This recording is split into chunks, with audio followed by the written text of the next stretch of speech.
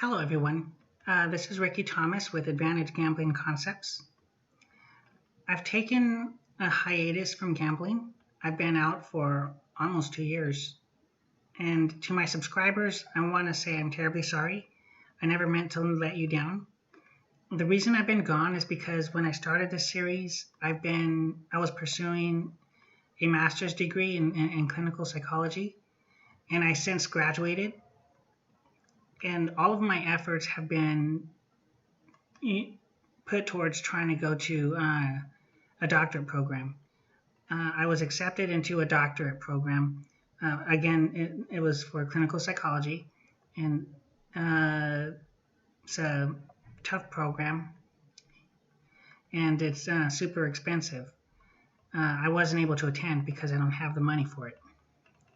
So I basically had to go back to the drawing board, and I had to start over. I had to get a job and start working, and I've been working like crazy hours. I've been working like a lot. And right now I'm in the process of training to be a social worker. I haven't given up on my dream of being a licensed psychologist, attending a PsyD program, but I'm going to be needing more money if I do that. So with that being said, I'm coming back and I'm going to be playing more than ever. I'm basically going to try to build a bankroll. Okay. So enough about that. That's why I've been gone. Okay. I've been doing work in school and all this sort of stuff. But now I'm getting back into this sort of thing. I've also been working on a book that's coming out very soon. I'm almost done with it. And my book is the Thomas Method of Beating the Casinos at Craps. It's an instructional book. I've been working on illustrations. I've been working on content inside the book to try to explain how controlled shooting works. Okay? And it's going to be on Amazon in a very short period of time. So I will post videos, of course, when I have it up. And I think some of you out there will learn a lot from reading this book, okay? All right, so with that being said, I just want to say that I am coming back. I'm going to be publishing a video a week.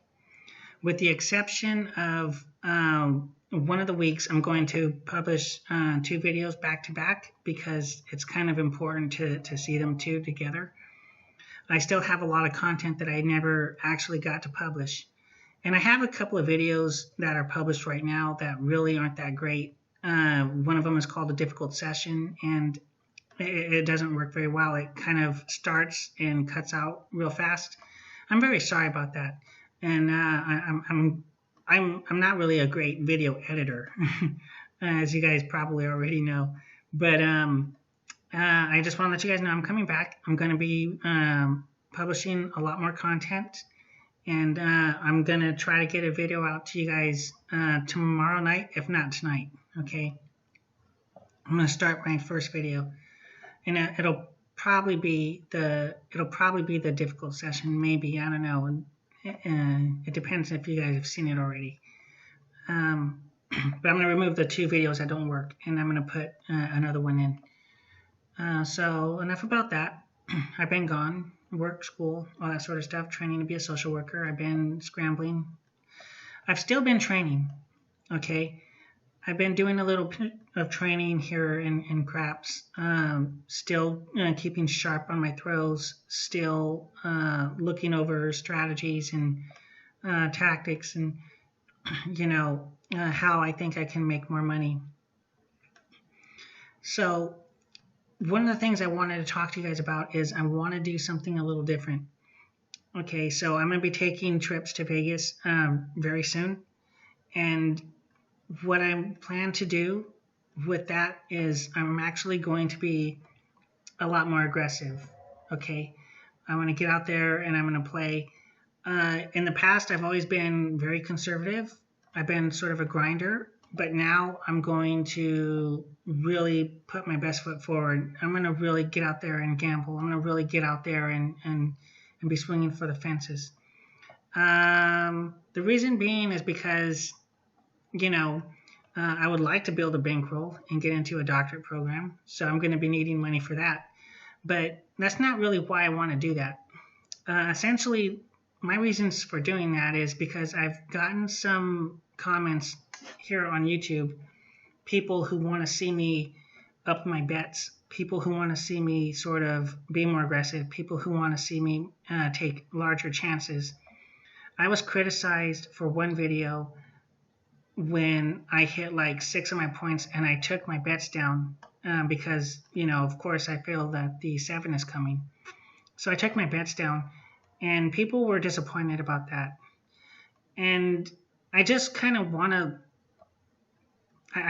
present my logic for doing stuff like that. I always operate under the assumption that it's better safe than sorry. Okay, if you have all of the place bets covered, okay, and you've been hit, let's say you've hit like 5 points already, you're on a hot roll, you've been hitting all these numbers and you're making all this money or whatever, that's great. What I do in that situation there is I'll go ahead and I'll take my bets down, and then if I'll try to hit my point or something, try to make some extra money or whatever, but I take my bets down.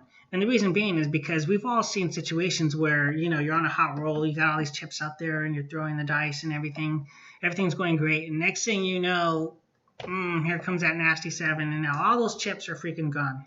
Okay. So that's why I actually play that way. Because whenever I start playing craps, or any gambling game for that matter, I always have a win-loss ratio, okay? And basically what that means is I have a goal of how much money I'm going to win, and if I win it, I'm going to stop playing. And I also have a loss limit. If I'm losing a certain amount of money, I'll stop playing, okay? I think it's very important to do that, because that's how you protect profits. Your win-loss ratio also has to change in accordance to how much money you have. Because let's just say you start off with $100 and you say, if I make $100, I've doubled up, so basically I'm just going to take my $100 and leave. That's great. If I get down to $50, I'm going to go ahead and stop playing because I don't want to lose my whole 100 to this one game. Okay, so that's a good example of a win-loss ratio. Okay, or win-loss limit, whatever you want to call it. But let's just say you've been playing, and let's just say you made $500. Let's just say. So you didn't stop when you met your limit, when you met your goal of $100. You obviously kept playing. Okay. You have to change your limit though. Okay, you might say, if I get down to 250, if I start losing, I get down to 250, I'm gonna go ahead and stop playing. Okay, and if I get up to, let's say, 750, I'm gonna stop playing because I don't want to start risking more and whatever. The reason being is because you are gonna have games where you get up to about $600-700 and everything's going great, and then one lousy thing happens, and next thing you know, it's just a downward spiral. Next thing you know, you not only lost the money you won, but you've also lost your original stake to play with. Okay, and that's the reality of gambling, folks. You can lose. Now, I'm a very good shooter, and I'm going to post a video very soon. And the video is of me losing, okay? Now, you're probably wondering why I'm going to post this video. The reason that I'm going to post this video is I kind of want to show you guys what can happen. And I was watching the video, and even though it's a losing session, I actually hit a lot of points, okay? I actually hit a lot of points. So I'm sitting there and I'm getting my ass kicked, and I'm wondering to myself, like, I'm hitting these numbers, like, what gives? Well, it's gambling. It happens. So what I'm trying to say is, you can be like the best shooter in the world, but you can still lose. Okay, you can hit like a bunch of numbers, and it just takes one. It just takes one lousy bad streak that happens, and next thing you know, you lost. You were winning, and now you're the felt. You don't have any more money left. Okay, so it's really better to protect your profits by creating like limits and stuff, and it's really better to be conservative.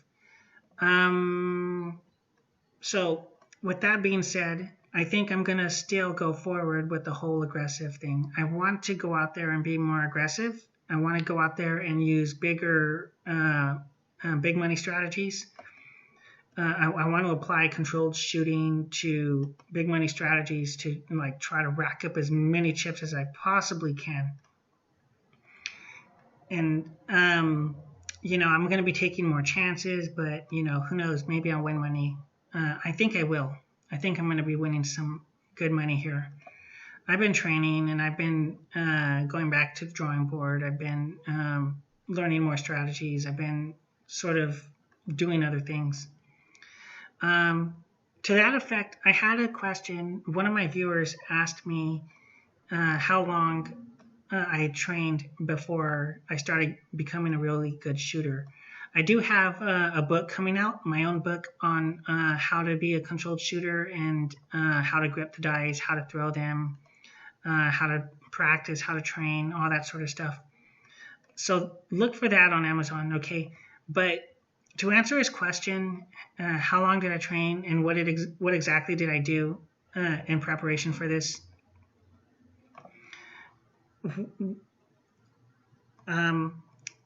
I watched a video with Frank Scobletti, and that's actually where I learned it. See, my dad was a crap shooter. Originally, I wasn't a crap shooter. I was actually a poker player. And when my dad came out talking to me about controlled shooting, I almost wanted to laugh my ass off. I thought it was ridiculous. I thought there's no way you can't control the outcome of dice. What's the matter with you? But, the old man was right. He really could. And I was going to Vegas with my parents, and I saw it with my own eyes. Okay, that's actually why I wanted to, get a camera shot of me doing the controlled shooting. Because even to this day, when I tell people that I can do it, they don't believe me. Okay, they're like, no way, but I know where they're coming from. I was that guy too. I was that naysayer too. Okay, and I went to Vegas, I would play poker, but I would go and I would watch my parents play craps and everything, and my dad was hitting number after number after number. Oh, shoot. One time he turned, he was losing, and he was down to like $30, but he kept hitting his numbers. He kept hitting his numbers. But next thing you know, that $30 was $300, and next thing you know, that $300 was $1,000. So, and it's all because he was out there hitting numbers. Okay, I saw with my own two eyes, and he made a believer out of me. So, I decided to give craps a shot. So I go home. My dad had read a book written by Frank Scobletti. I read the book, and I watched Frank Scobletti's instructional video on how to do controlled shooting. To me, in my opinion, if you really want to learn controlled shooting, Frank Scobletti is the best out there, in my opinion. His instructional video shows you exactly how to do it, and I don't work with Mr. Scobletti. I'm not affiliated with him in any ways, but I'm telling you, out of all of the crap stuff that's out there, he's really one of the best that you can learn from. And that's just my opinion. That's where I learned it. So I learned how to grip the dice. I learned how to throw the dice. Okay. And after learning these things, of course, you have to practice it. So what me and my parents did was we actually made the kitchen table into um, a, a craps table.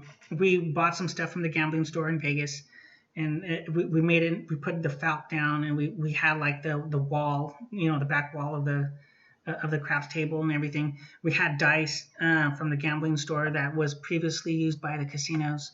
And we're just out here shooting the dice, probably like an hour a day. But our training was a little bit flexible. You see, if my dad was watching TV, and he got up to go do something, he would pick up the dice and throw them. On his way back from watching TV or doing whatever, he would just pick up the dice and just throw them.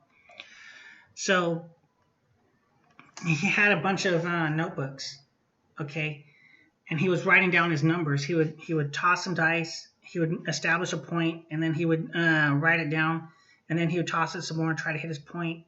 And if he hit it, he wrote it down. If he didn't, he wrote that down. And he had like a bunch of those notebooks kind of like stacked. I mean, he did that for a very long time. So he actually did it for months. And he was a very, I mean, I'm sure he still is. He was very good. I've seen him at the craps table just slaying dragons. I mean, wow. I was impressed. And like I said, I was a naysayer. And then when I saw him playing and I saw that he really was hitting those numbers, I was like, okay, I'm gonna give this thing a shot. So that's actually what we did. So I do that a little bit too, right? I had like a little craps area, and I throw them and everything. I throw the dice and stuff. To me, if you want to get really good at controlled shooting, okay, there's a couple of things you got to do. First, I would recommend buying dice that was previously used by the casinos, okay? And these dice, they're not hard to find. You can find them at the gambling store in Old Town Vegas. There's like, you go in there, they got like a big ass bucket, right? You just go in there and, I mean, the dice is pretty cheap, and you buy those. And the reason that I say you should buy those is because they were used by the casinos. That's actually what you're going to be throwing. That's the closest thing that you can get to what you're actually going to be throwing in the casinos. You see, if you go to a store and you buy like those regular dice, those are too heavy. I know you're probably thinking like, they're dice, dude. How heavy can they be? How strong are you? They're too heavy, okay, and they're too big and they're too bulky, and they'll actually throw off your technique. They won't actually help you, okay. So, and if you can't go to the gambling store in Vegas, you can actually buy those. You can actually buy the dice that was previously used by casinos from Amazon, and it's fairly cheap, okay. So that's the very first thing you want to do. You want to get the right dice, okay? You want to get the dice. You want to set up a training area, and you have to put the felt down. If you throw those dice, if you throw those dice and you don't have like a felt down, essentially what's going to happen is the dice chips, okay? The dice chips. When that happens, they become imbalanced, and that throws off your technique. Okay, so you want to have a nice soft felt. What we did for our table was we put some tablecloth down, right, to kind of pat it or whatever, and then we put the craps felt on top of it. Okay, so we had these dice that was previously used by the casinos. They're not anymore, and truth be told, they're not the thing that you need to be training with, but they're actually the closest thing that you can get. Does that make sense? Yeah, they're the closest thing you can get to the real dice that's used in the casino. That's why we use them. Okay, so you got to get those, and you have to practice your technique. Now, when it comes to actually learning how to grip the dice, if you watch the videos that I've already posted, I have a camera that focuses down on my hand that actually live play number 1 and 2, or I think live play number 2, I actually freeze the frame, and I explain it. I explain it. I say, this is my grip. This is how I'm doing it. Okay. And I show you and stuff. So to give you a rundown of the technique, I lean in, I grab I get the dice, I get them together. Of course, I preset them first. I'm getting ahead of myself. And I got the dice kind of like that, right? And I bring it up to my shoulder and I throw it. Now, there's a couple of things you got to. Okay, Frank Scobletti and a lot of other craps instructors out there, they say you should like put one hand on the table, not on the felt, but like on the rail, and you kind of lean in and you toss the dice, and that's supposed to like make you that's supposed to like get you a steady position. I basically don't do that. Okay, here's why. I believe that your breathing is very, very important whenever you're throwing the dice. So I pick up the dice, okay? I stand up straight. I don't support myself on anything. I stand up straight. I turn, I look, I aim with my eyes on what I'm going to hit. And the whole time I got the dice holding straight down. My arm is like extending like this. I bring it up to my shoulder, okay? And I throw it like that. Okay, I know you guys can't see everything, but I'm going to explain it to you. Don't worry. And I kind of throw it like that, and I release when my arm is fully extended beyond my shoulder. Okay, the reason I stand up straight is because and this is my opinion, if you're bending over, you're doing a couple of things. First and foremost, your balance is off. Okay, if you're doing anything like I did a lot of martial arts, your balance is very important for everything you do. Okay, and so if you're kind of leaned over, even though you're supporting yourself on the rail, your balance is just off. Okay, so when you stand up straight, you're balanced. Okay, and because you're also standing up straight, your diaphragm, everything is straight. Your breathing is better. When you deliver the dice, when you're throwing it in midair, you breathe out. Boom. Okay. Your breathing is very important, because if you get the dice and you're holding your breath because you're all tensed up, because your breathing is tense, your mind is tense, your muscles become tense, and that tense muscles, basically throws off your throwing accuracy. You have to be relaxed, nice and smooth and relaxed when you throw those dice. Okay, if you throw them hard, they bounce. Okay, and when you watch my videos, I'm actually focused on the dice. Whenever they hit the felt, they bounce. They bounce a lot. One time they bounce right back to me. And in my videos, if you listen to me, I'm talking to myself. I'm like, I gotta throw them lighter. I gotta throw them lighter. I gotta throw them softer. Okay. You hear me saying that, but you see the dice still bouncing. I wonder what the heck they have underneath the felt. You know what I mean? Sometimes I think there's probably like blue steel under there or something. But I've seen them bounce a lot. And there's, if you listen, other players remark on it, like, yeah, this table has a lot of bounce for some reason. Okay. So what I'm trying to say is that the dice have a lot of bounce anyways, and that's when you're throwing it super soft and you're breathing out and you're nice and relaxed and everything. They still have a lot of bounce even under those conditions. I've thrown the dice. In some of my videos, you actually see the dice just like land and they're still together and they hardly moved at all. Okay. And I get a lot of looks from the stick man and the dealers and whatever. the guy with the suit. You know, I get a lot of looks from them. One time I threw the dice and they didn't even hit the back wall. They just like landed and kind of slid. And that's how smooth the throw was. They just landed and just slid. And they didn't even hit the back wall. They just was barely at the back wall, but they actually didn't hit it and stuff. And the dealer got all mad and he goes, "I'm gonna go ahead and count it this time, but you know, if that happens again, it's not gonna count. We're gonna have to do the throw over." And I'm like, "All right, fine. You know, if you want to be a little prick, go ahead." I didn't tell him that. I'm very polite whenever I play. So I'm like, all right, fine. And so I get in my thumb.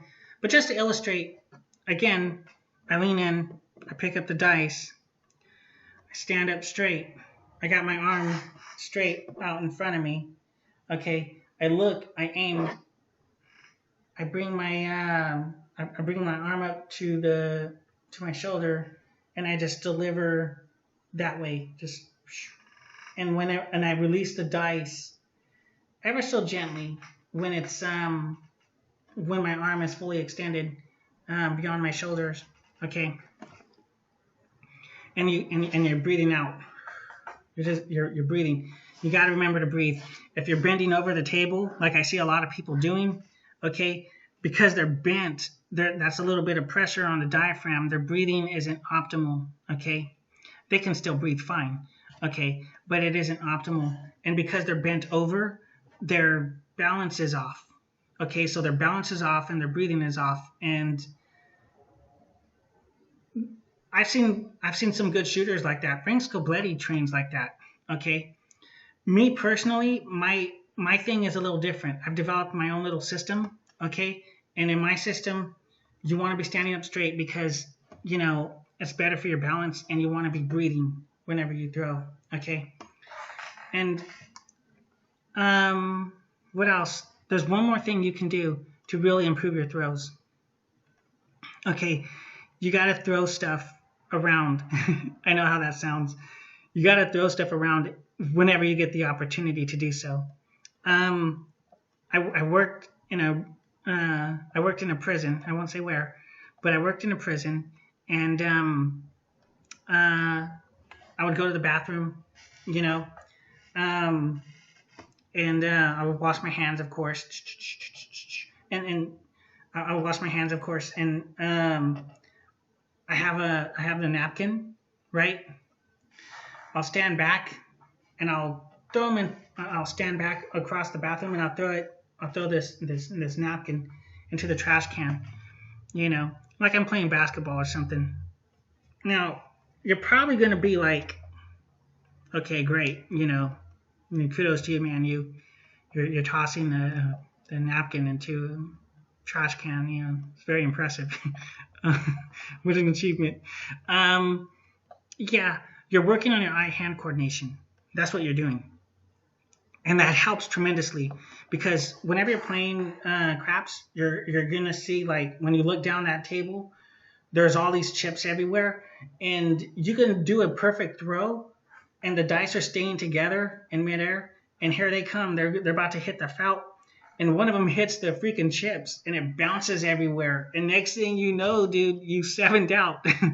You want to aim, okay? You want to aim. You want to be able to aim.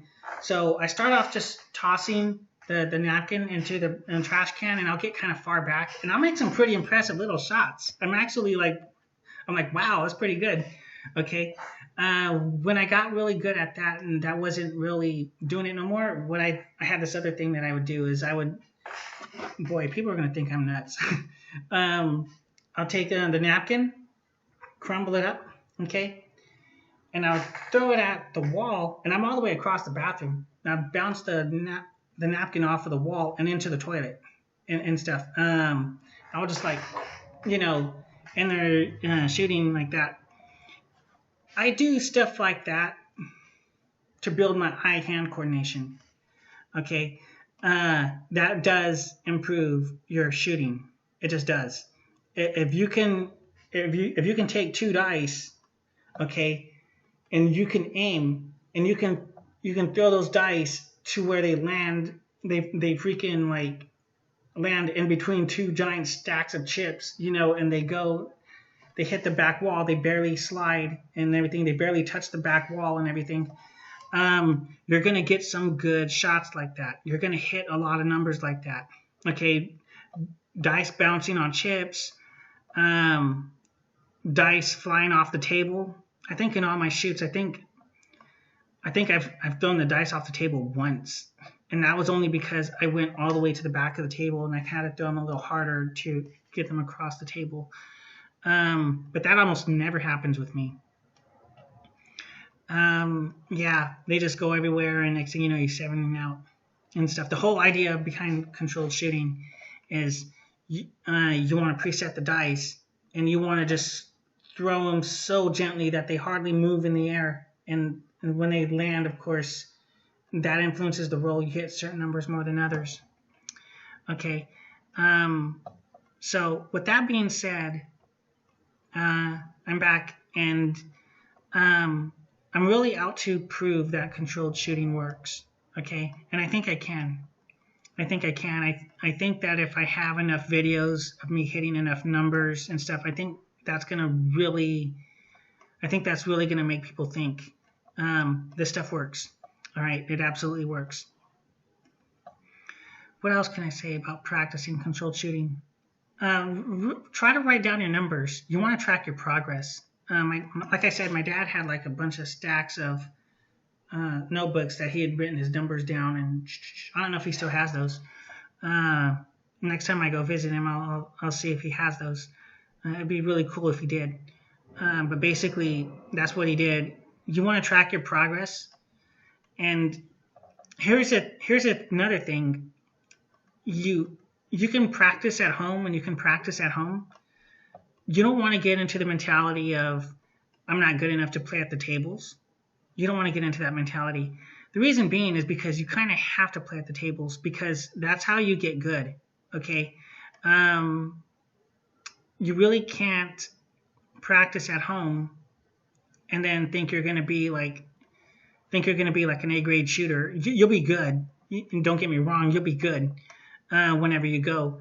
But where you really master craps is you just have to just play, and you sort of feel certain things, and you'll start doing stuff like I learned from Frank Scobletti.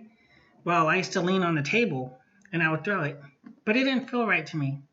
And I was thinking to myself, like, you know what? I think it would be better if I stood up straight and just threw the dice, And indeed, it did work better for me.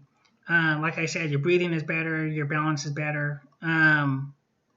Everything is just better whenever you do it that way. So, that being said, I'm going to go ahead and end this video. I did not intend to talk for 30 minutes. All of my videos are unscripted. I don't plan anything. I just sit down and I record and I start talking.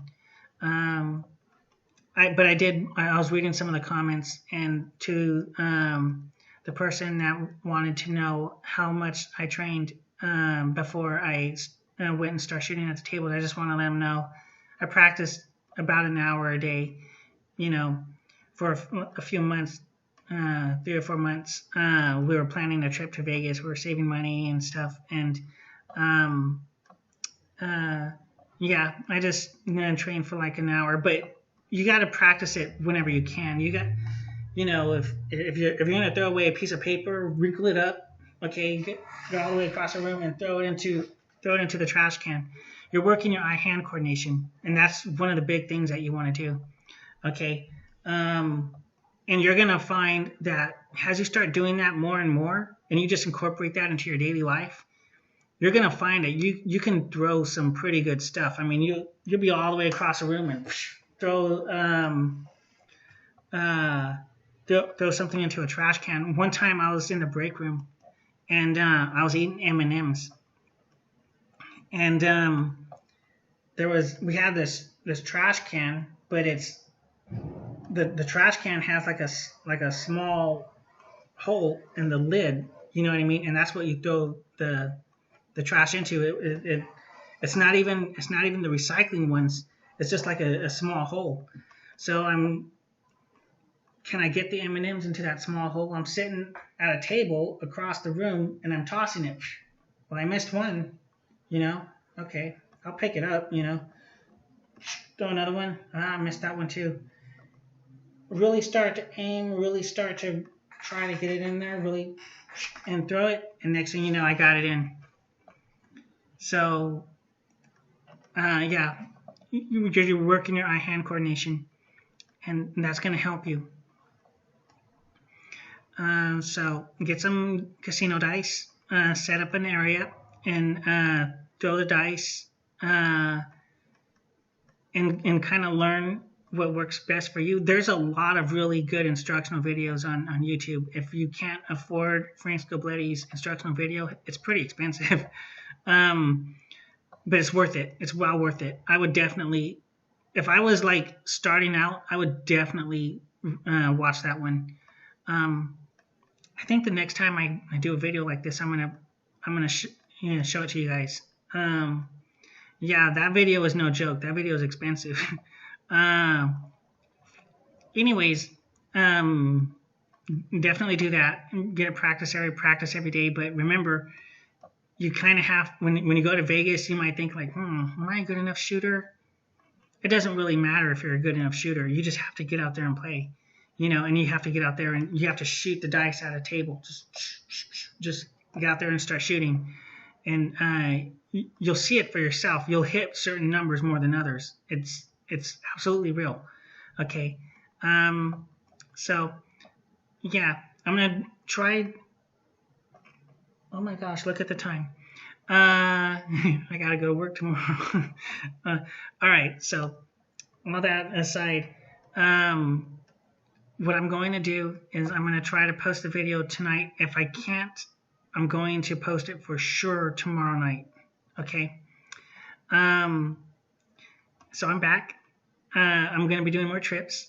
I'm going to be playing a lot more aggressively, and I think that the wait is going to be well worth it. Okay. I want to thank you guys for continuing to watch my videos and read my content and stuff. And I'm definitely going to make it up to you, my absence. Sorry. All right. Until next time.